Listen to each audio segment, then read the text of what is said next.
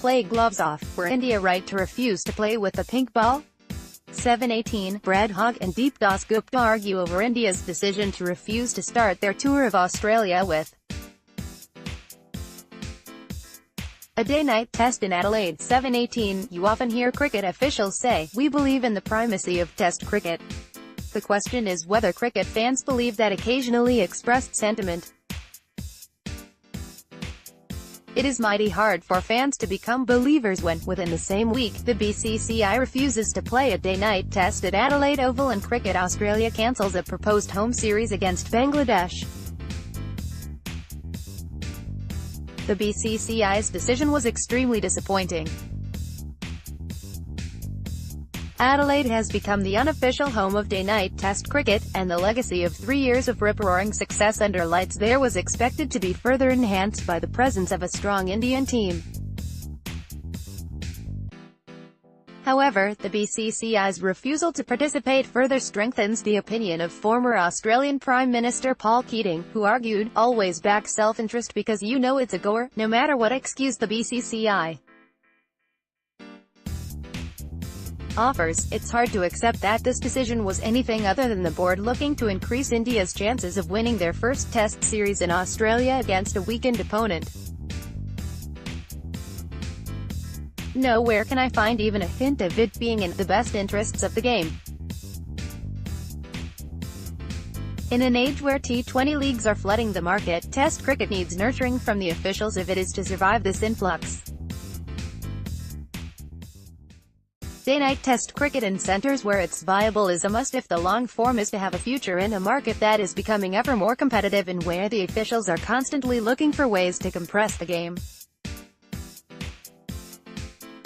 Apart from the obvious advantage of the matches being played at a more appropriate time for fans to either attend or watch on television, day-night tests also conjure up intriguing cricketing possibilities.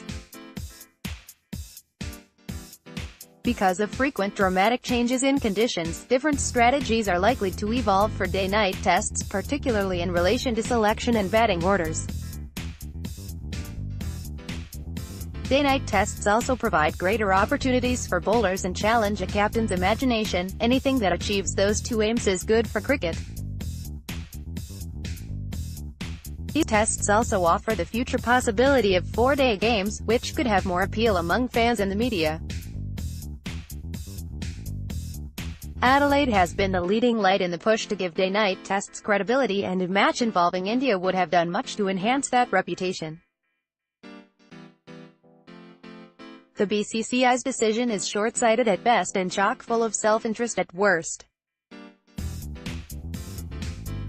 As cricket flounders like a man in a thick fog, trying to envisage a viable path forward, the debate often turns to the merit of separate teams for long and short forms of the game.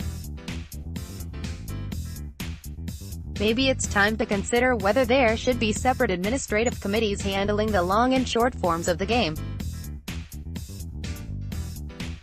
What is needed, and has been for a long time, is an independent body to administer the game on a global basis. It's no longer acceptable to have individual boards, driven by self-interest, decide when and where matches will be played.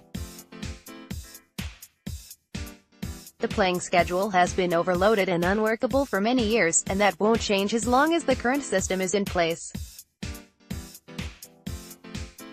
However, the administrators aren't about to vote themselves out of power, and while the leading players are financially comfortable, they are not going to start a revolution in search of a better system.